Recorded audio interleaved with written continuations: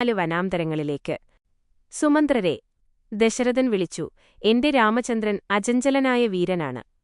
അവൻ പിന്തിരിയുകയില്ല. അവന്റെ തീരുമാനം മാറ്റിറയാനോ ഇല്ലാതാക്കാനോ ആരെക്കൊണ്ടും സാധ്യമല്ല. അതിനുള്ള പരിശ്രമങ്ങളെല്ലാം നിഷ്ഫലമാവും. നമ്മുടെ അത്തരം ശ്രമങ്ങൾകൊണ്ട് അവന് ഉപദ്രവമുണ്ടാവുകയുള്ളൂ. മാത്രമല്ല, രാമൻ സത്യത്തിൽ ഉറച്ചു നിൽക്കുന്നവനാണ്. താമസിക്കണ്ട, രഥം തയ്യാറാക്കൂ. അതിൽ അല്പം വൈകിയാൽ പോലും നിങ്ങൾ അവന്റെ കാലടിപ്പാത കണ്ടില്ലെന്നു വരും. എന്റെ പ്രജകൾക്ക് രാമൻ അയോധ്യയിലെ രാജകീയ പാതകളിലൂടെ നടന്നുപോകുന്നത് കണ്ടാൽ സഹിക്കയില്ല. പോകൂ, വേഗം പോകൂ. ചക്രവർത്തി അദ്ദേഹത്തെ തിരക്കിട്ടയച്ചു. ആ രഥത്തിൽ കുറേ കുട്ടകളിൽ ഭക്ഷണസാധനങ്ങളും ആയുധങ്ങളും കൊണ്ടുപോയി അവർക്കു കൊടുക്കൂ. സുമന്ത്രരെ, ഞാൻ താങ്കളോട് പറയാൻ മറന്നു. താങ്കൾക്കാവുന്ന പോലെ അഭ്യർത്ഥിക്കൂ. ഞാൻ അങ്ങനെ അപേക്ഷിക്കുവാനാണ് താങ്കളോട് പറഞ്ഞുവെന്നും പ്രസ്താവിക്കുള്ളൂ. സീതയ്ക്ക് അയോധ്യയിലേക്ക് മടങ്ങാനുള്ള നിർദ്ദേശം കൊടുക്കണമെന്ന്. അവരെ രഥത്തിൽ കയറ്റി വനത്തിലേക്കുള്ള വഴിയിൽ കുറെ ദൂരത്തോളം കൊണ്ടുപോകൂ. കാട് കണ്ടിട്ട് സീത ഭയപ്പെടുകയാണെങ്കിൽ താങ്കൾ അവളുടെ ഭയം അറിയാനിടയായാൽ ഉടനെ തന്നെ രാമനോട് സീതയെ, മിഥിലയിലെ ആ യുവരാജകുമാരിയെ അയോധ്യയിലേക്ക് തിരികെ അയക്കുവാനുള്ള ആജ്ഞയ്ക്ക് അപേക്ഷിക്കൂ. സീതയോടും അതിനായി അപേക്ഷിക്കൂ. ഇത് എന്റെ ആഗ്രഹം കൂടിയാണെന്ന് സീതയെ ധരിപ്പിക്കുകയും ചെയ്യൂ. അയോധ്യയിൽ താമസിക്കുവാൻ സീതയ്ക്ക് കഴിയുകയില്ലെങ്കിൽ പിതാവായ ജനകന്റെ അടുക്കലേക്ക് അയക്കാനുള്ള ഏർപ്പാടുകൾ ചെയ്യാമെന്നും പറയൂ. ദശരഥൻ ഇക്കാര്യം പലവട്ടം ആവർത്തിച്ചു. അക്കാര്യം ഓർത്തോർത്ത് ദുഃഖാകുലനായി. അദ്ദേഹം ബോധം കെട്ടു നിലത്തു വീഴുന്നു. പിന്നെ വേഗം എഴുന്നേറ്റുകൊടിയ വേദനയാൽ പറഞ്ഞു, സുമന്ത്ര, എന്തിനു വാക്കും സമയവും പാഴാക്കുന്നു? രാമനെയും ലക്ഷ്മണനെയും സീതയെയും എന്റെ മുമ്പാകെ കൊണ്ടുവരൂ. ഞാൻ അവരെ ഒന്നുകൂടി കണ്ടുകൊള്ളട്ടെ. അനന്തരം സുമന്ത്രരോട് ദയനീയമായി അപേക്ഷിച്ചു, ക്ഷണം പോകൂ. അവരുടെ സമീപം രഥം വേഗം കൊണ്ടുപോകൂ. രഥത്തിന് പോകാവുന്ന വേഗത്തിൽ അതോടിക്കൂ. അതിനു പോകാവുന്നിടത്തോളം ഒരുപക്ഷേ രഥത്തിൽ 3-4 ദിവസം താമസിക്കേണ്ടി വന്നേക്കാം. ആ സമയത്തിന്റെ അവസാനം അവരിറങ്ങട്ടെ. അവിടെ നിന്നവരെ നോക്കൂ, താങ്കളുടെ ദൃഷ്ടിയിൽ നിന്നും മറയുന്നതുവരെ. അതിനുശേഷം മടങ്ങിവന്ന് അവരുടെ വിവരങ്ങൾ, ആരോഗ്യം, രക്ഷ എന്നിവയെപ്പറ്റി എന്നെ അറിയിക്കുക. പോകൂ, എന്റെ അടുത്ത് നിൽക്കേണ്ട, വേഗം പോകൂ. ദശരഥൻ മന്ത്രിയോട് പറഞ്ഞു. ചക്രവർത്തിയുടെ കൽപ്പന തലകുനിച്ച് സ്വീകരിച്ച് സുമന്ത്രൻ രഥമൊരുക്കി.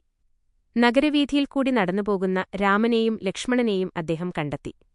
ചക്രവർത്തി തന്നോട് പറഞ്ഞ സംഗതികളെല്ലാം അവരെ ധരിപ്പിച്ചു. അവരെ രഥത്തിൽ കയറ്റിയിരുത്തി വനത്തിന് അഭിമുഖമായി ഓടിച്ചുപോയി. പാതയുടെ ഇരുവശങ്ങളിലും കൂട്ടംകൂട്ടമായി നിന്ന പൗരന്മാർ അലമുറയിടുകയും പുലമ്പുകയും ചെയ്തുകൊണ്ടിരുന്നു. വികാരങ്ങളടക്കി ശാന്തരായിരിക്കാൻ സുമന്ത്രർ അവരോടപേക്ഷിച്ചു. നഗരാതിർത്തി കടന്ന് രഥം കുറേ ദൂരം പോയി. തലസ്ഥാന നഗരിയിലെ ജനങ്ങൾ സഭ്രമകുലമായ ഒരു കൂട്ടമായി തേരിന്റെ പിന്നാലെ ഓട്ടി. അവരുയർത്തിയ പൊടി ആകാശത്തിൽ വളരെ ഉയരെ പടർന്നു പൊങ്ങി. നിരത്തിന്റെയോ നിലത്തിന്റെയോ ഒരു ലക്ഷണവും കാണുന്നുണ്ടായിരുന്നില്ല. ക്ഷുബ്ധമായ ജനതയുടെ അതിവിസ്തൃതമായിരുന്നു അത്.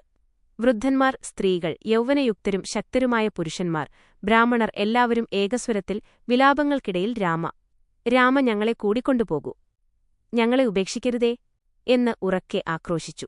അയോധ്യയിലെ വീഥികൾ ജനശൂന്യമായിരുന്നു, നിദ്രയിലാണ്ടതുപോലെ. ആ നഗരം നിശബ്ദമായി. ഓരോ എടുപ്പിന്മേലും വലിയ ഘനവസ്തുവെന്ന പോലെ അന്ധകാരം കനത്തിൽ പതിച്ചു. പുരുഷന്മാരും സ്ത്രീകളും ഇരുട്ടുമൂലം സഞ്ചരിക്കാൻ യഥായഥം നിരത്തിൽ മരക്കൂറ്റിപോലെ നിന്നു. അനേകം പേർ വാതില് ടച്ചുപൂട്ടി. ചിലർ രാമൻ വിട്ടുപോയ സമയത്ത് എവിടെയായിരുന്നുവോ അവിടെ ഭക്ഷണപാനീയങ്ങൾ ഉപേക്ഷിച്ച് നിലത്തുകിടന്നുരുണ്ട് കഠിനവേദന അനുഭവിച്ചുകൊണ്ട് ദിനങ്ങൾ കഴിച്ചു. പ്രിയപ്പെട്ട പ്രജകളുടെ നേരെയുള്ള കരുണാർദ്രത മൂലം രാത്രിയാകുമ്പോൾ രാമൻ മടങ്ങിവരുമെന്ന് കരുതി ചിലർ കാത്തിരുന്നു. ഇതിനിടയിൽ ദശരഥൻ ഒരു തേരിൽ പുറകെ വന്നു. അദ്ദേഹം ഉറക്കെ വിളിച്ചു പറഞ്ഞു, രാമ, സുമന്ത്രരെ, ആ രഥം നിർത്തൂ. എന്റെ പ്രേമനിധിയെ ഞാനൊരിക്കൽ കൂടി കാണട്ടെ. അദ്ദേഹം കുതിരകളുടെ ഗതിവേഗം വർദ്ധിപ്പിച്ച് വളരെ മുന്നോട്ടുപോയി. രാമനെ അനുഗമിച്ചിരുന്ന ജനക്കൂട്ടം രാമന്റെയും ദശരഥന്റെയും രഥങ്ങൾക്കിടയിൽ പെട്ടുപോയി. ജനങ്ങളിൽ അധികം പേരും ക്ഷീണം കൊണ്ട് യാത്ര തുടരാനാവാതെ നിലത്തുവീണു. അതിവേഗം ഒരു രഥം അടുക്കുകൂടി പോകുന്നത് കണ്ടപ്പോൾ അവർ കൈയുയർത്തി രാമൻ ആ രഥത്തിൽ മടക്കയാത്ര ചെയ്യുകയാണോ എന്നറിയാൻ നോക്കി.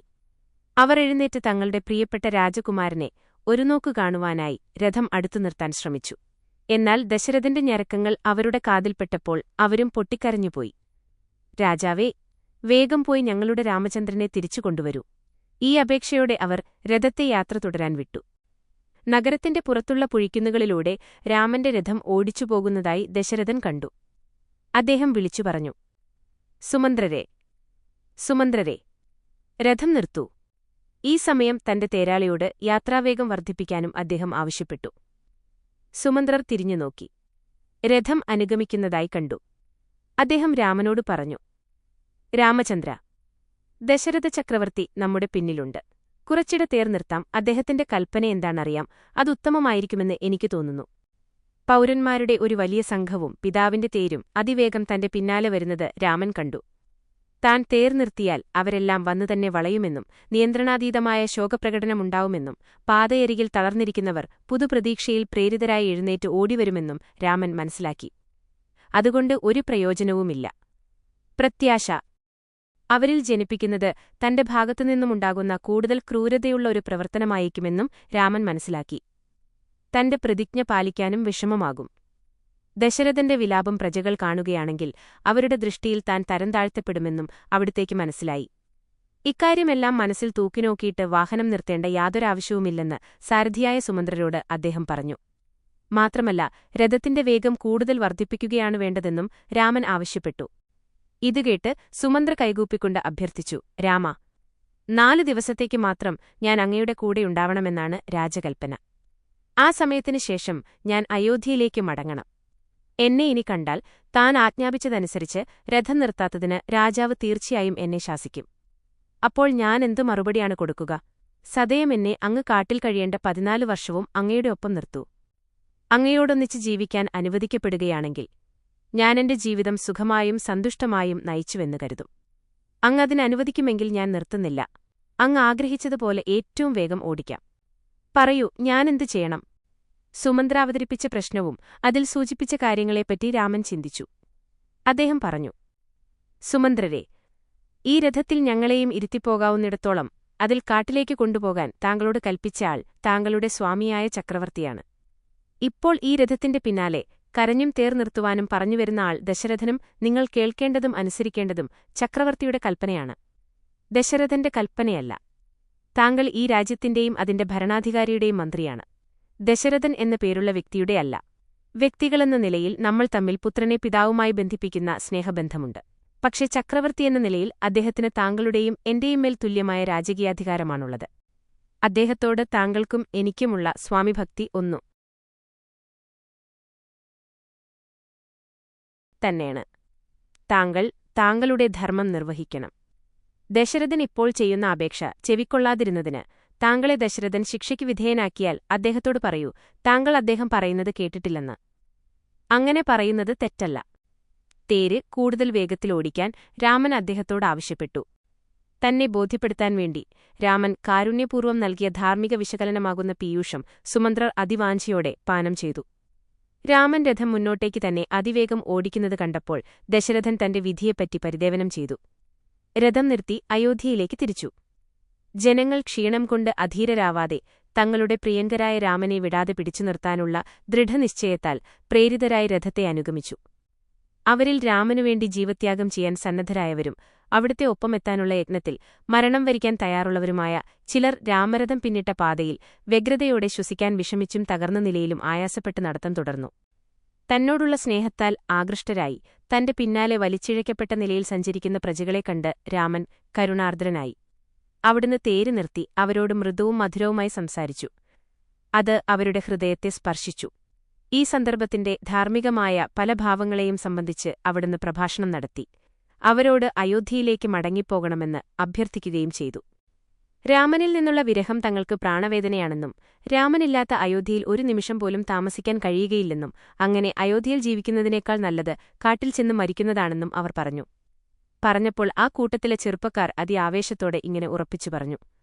ധർമ്മം അപ്രത്യക്ഷമായി കഴിഞ്ഞൊരു നഗരം കാടിനേക്കാൾ ഭയങ്കരമാണെന്നും അങ്ങനെയുള്ള ഭയാനകമായ സ്ഥലത്ത് അവർക്ക് താമസിക്കാൻ കഴിയുകയില്ലെന്നും പ്രഖ്യാപിച്ചു.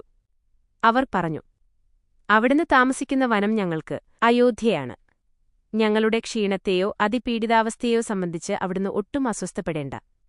അവിടുത്തെ പ്രതിജ്ഞ പാലിക്കൂ. അത് അവിടുന്ന് തീരുമാനിച്ചത് പ്രകാരമുള്ള ധർമ്മം. ഞങ്ങൾ ഞങ്ങളുടെ പ്രതിജ്ഞയും പാലിക്കാം. അവിടുന്ന് പിതാവിന്റെ ആഗ്രഹത്തെ മാനിക്കുന്നത് പവിത്രധർമ്മമാണെന്ന് നിശ്ചയിച്ചിരിക്കുന്നു. ഞങ്ങൾക്കുമുണ്ട് പവിത്രമായൊരു ധർമ്മം. ഞങ്ങളുടെ ഹൃദയത്തിലെ രാമന്റെ, ഞങ്ങളുടെ ആത്മാരാമനും ഗുരുവുപ്രഭുവുമായ രാമന്റെ ആഗ്രഹം മാനിക്കുകയെന്നതാണ്. ഞങ്ങൾ ഞങ്ങളുടെ തീരുമാനത്തിൽ നിന്നു മാറുകയില്ല. ഞങ്ങൾ തിരിച്ചു പോകുകയില്ല. മരണത്തിനു മാത്രമേ ഞങ്ങളെ പരാജയപ്പെടുത്താൻ കഴിയൂ. കരഞ്ഞും കണ്ണീരൊഴുക്കിയും അവർ അറിയിച്ചു. പ്രേമത്തിന്റെയും ഭക്തിയുടെയും ഈ വാക്കുകൾ കേട്ട് രാമന്റെ കരുണാമസുണമായ ഹൃദയം ഉരുകി.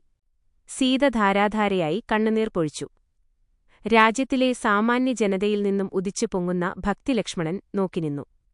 രാമനോട് ഈ വികാരത്തിന്റെ ഒരു കണികപോലുമില്ലാത്ത കൈകേയിമാതാവിനെപ്പറ്റി ഓർത്തപ്പോൾ കുമാരന്റെ കണ്ണുകൾ രോഷം കൊണ്ട് രക്തവർണമായി. അദ്ദേഹത്തിന്റെ നാവുവികാരം കൊണ്ട് ബന്ധിതവുമായി. ദുഃഖചിന്തകളാൽ കനത്ത ശിരസുമായി അദ്ദേഹം താഴെയിരുന്നു.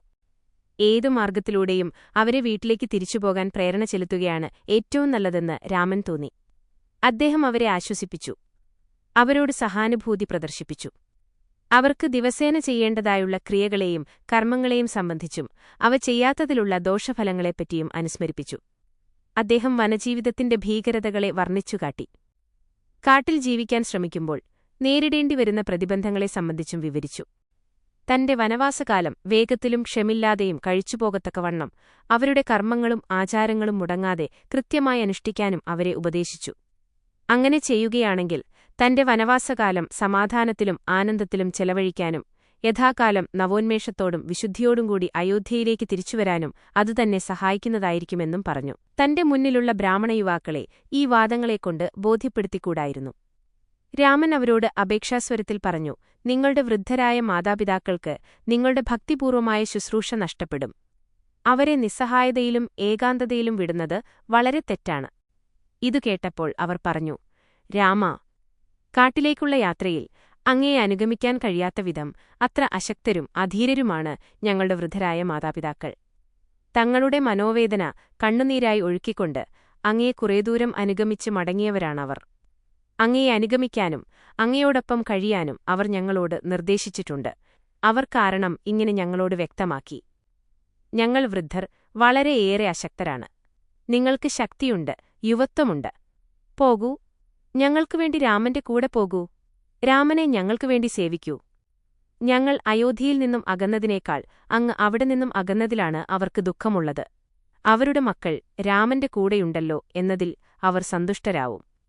അവർക്ക് അനുഭവിക്കാൻ കഴിഞ്ഞിട്ടില്ലാത്ത മഹാഭാഗ്യം മക്കൾ അനുഭവിക്കട്ടെ. ഈ കാരണം കൊണ്ടെങ്കിലും ഞങ്ങളെ കൂടെ കൊണ്ടുപോകൂ. ആ വൃദ്ധരിൽ ആനന്ദം വർഷിക്കൂ. ഇങ്ങനെ പ്രാർത്ഥിച്ചുകൊണ്ട് അവർ രാമന്റെ പാദങ്ങളിൽ വീണു നമസ്കരിച്ചു വിലപിച്ചു തുടങ്ങി. പ്രേമത്തിന്റെയും ആദരത്തിന്റെയും ആത്മാർത്ഥമായ ഈ രംഗം കണ്ട് രാമൻ മിണ്ടാനായില്ല. ഒരുപക്ഷേ തന്റെ സിംഹാസനത്യാഗത്തേക്കാൾ കൂടുതൽ വിശിഷ്ടമായത് ആ ചെറുപ്പക്കാരുടെ ത്യാഗമാണെന്ന് ചിന്തിച്ചപ്പോൾ അദ്ദേഹത്തിന് കോരിത്തിരിച്ചു. പുത്രഭക്തിയിൽ തന്റെ ഈ പ്രജകളാൽ താൻ അതിശയിക്കപ്പെട്ടിരിക്കുന്നു എന്ന അഭിമാനബോധം കൊണ്ട് സമ്മിശ്രമായിരുന്നു അദ്ദേഹത്തിന്റെ ആനന്ദം. ഈ അഭ്യർത്ഥനകളും നിരാകരണങ്ങളും നടന്നുകൊണ്ടിരിക്കുമ്പോൾ അന്ധകാരം ഭൂമിയിൽ വ്യാപിക്കാൻ തുടങ്ങി. ക്ഷീണിതരായി ഇരുളിൽ തിരിച്ചുപോകുന്നതിനേക്കാൾ നന്ന് അന്ന് അവിടെ രാത്രി ലഘുഭക്ഷണം കഴിച്ച് വിശ്രമിക്കുകയാണെന്ന് രാമൻ അവരോട് പറഞ്ഞു. അതിനായി അവരെ പ്രോത്സാഹിപ്പിക്കുന്നതിനുവേണ്ടി രാമൻ സമീപത്തുകൂടി ഒഴുകിയിരുന്ന തമസാ നദിയിലിറങ്ങി സ്നാനം ചെയ്ത് ഫലമൂലാദികൾ അശിച്ച് അല്പം വിശ്രമിച്ചു. ഇത്രയും ദീർഘമായ ദൂരത്തോളം അനുഗമിച്ചിരുന്ന ജനങ്ങൾ ശാരീരികമായി വളരെ തളർന്നിരുന്നു. അതിന്റെ ഫലമായി ഭക്ഷണാനന്തരം അവർ അഗാധവും ഉണർന്നുകഴിഞ്ഞാൽ അവരെല്ലാം തന്റെ കൂടെ വരാൻ നിർബന്ധം പിടിക്കുമെന്ന് രാമൻ മനസ്സിലാക്കി. അതുകൊണ്ട് അദ്ദേഹം സുമന്ത്രരെ വിളിച്ചുണർത്തി യാതൊരു ശബ്ദവുമുണ്ടാക്കാതെ രഥം കൊണ്ടുവരാൻ നിർദ്ദേശിച്ചു. രഥം പോയ വഴി തിരിച്ചറിയാത്ത വിധം അതോടിക്കണമെന്നും അദ്ദേഹം പറഞ്ഞു. മറ്റൊരു മാർഗവുമില്ലെന്നറിഞ്ഞ് സുമന്ത്രർ രഥം പോയ പാതകൾ ഒരിക്കലും മനസ്സിലാക്കാൻ നിവൃത്തിയില്ലാത്ത വിധം സങ്കീർണമാക്കിക്കൊണ്ടും അതേസമയം രഥം അയോധ്യയിലേക്ക് തിരിച്ചുപോയെന്ന് കാണിക്കുന്ന അവ്യക്തങ്ങളായ അടയാളങ്ങൾ ഉണ്ടാക്കിക്കൊണ്ടും സങ്കീർണത വർദ്ധിപ്പിക്കാനുള്ള കൗശലങ്ങളെല്ലാം ചെയ്തതിനുശേഷം രഥം കാട്ടിലേക്ക് നേരെ ഓടിച്ചു. അടുത്ത ദിവസം പുലർന്നു. പൗരന്മാർ ഉണർന്നു നാലുപാടും നോക്കി. രാജകീയ രഥത്തിന്റെ പൊടിപോലും കണ്ടില്ല. മാത്രമല്ല രാമനെയോ സീതയെയോ ലക്ഷ്മണനെയോ കാണാനുമുണ്ടായിരുന്നില്ല. അവർ കഠിനമായ മനോവ്യഥയിൽ പതിച്ചു. ഉറങ്ങുന്നവരെയെല്ലാം വിളിച്ചുണർത്തി അവരെല്ലാം നിലത്ത് രഥചക്രങ്ങളുടെ പാടുകൾ പരിശോധിച്ചു. രാമ രാമ അവർ മുറവിളിക്കൂട്ടി. നാനാഭാഗത്തേക്കും രഥമന്വേഷിച്ച് അവർ ഓട്ടി. അവരുടെ കൂട്ടത്തിൽ ഒരാൾ പറഞ്ഞു, ഭ്രാതാക്കളെ, നാം എത്രമാത്രം തളർന്നിരുന്നുവെന്നും ഈ തളർച്ചയുടെ ഫലമായി നാം എത്ര ഗാഢമായി ഉറങ്ങുന്നുവെന്നും രാമൻ കണ്ടു. അതുകൊണ്ട് നമ്മയൊന്നും കൂട്ടാതെ അവർ സ്ഥലം വിട്ടു. അതിൽ പിന്നെ നിരാശരായ അവർ അന്യോന്യം കുറ്റം പറയാൻ തുടങ്ങി. ക്ഷീണത്തിന്റെ ലക്ഷണങ്ങൾ കാണിച്ചുവെന്നും അങ്ങനെ രാമനെ ഒറ്റയ്ക്കു പോകാൻ പ്രേരിപ്പിച്ചുവെന്നും മറ്റും. മറ്റുള്ളവർ തങ്ങൾ മത്സ്യങ്ങളേക്കാൾ വളരെ താഴ്ന്ന ജീവികളാണെന്ന് കുറ്റവിധി നടത്തി. അവർ പറഞ്ഞു, മത്സ്യത്തിന് വെള്ളമില്ലാതെ ജീവിക്കാനാവുകയില്ല. എന്നാൽ രാമൻ നമ്മെ ഇവിടെ വിട്ടിട്ടുപോയിട്ടും നാം ജീവിക്കുന്നു. ഹി കഷ്ടം! നമ്മുടെ ജീവിതം ലജാവഹ തന്നെ. അവർ ശപിച്ചു.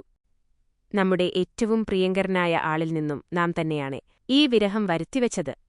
നമ്മൾ എന്തുകൊണ്ടാണ് മരണത്തെ സ്വീകരിക്കാത്തത്? അത് എല്ലാ ദുഃഖങ്ങളെയും അവസാനിപ്പിക്കുമല്ലോ. ചിലർ വിലപിച്ചു. എന്നാൽ പെട്ടെന്ന് തങ്ങളുടെ ഉള്ളിലെ ആത്മാവ് രാമനാണ്. അതുകൊണ്ട് ആത്മഹത്യയെപ്പറ്റി ചിന്തിക്കാൻ പോലും സാധ്യമല്ല എന്നവർക്ക് ബോധ്യപ്പെട്ടു. മാത്രമല്ല, അത് കൊടിയ അപരാധവുമാണ്. ദുഃഖകരമായ ചർച്ചകളിലും സംശയങ്ങളിലും അവർ മുഴുകി. ഇനി എന്തു ചെയ്യണമെന്ന് ഉടൻ തീരുമാനിക്കാനായി അവർ ഉത്കണ്ഠയായി. അധികം കഴിയുന്നതിനു മുമ്പ് ഒരാൾ അറിയിച്ചു.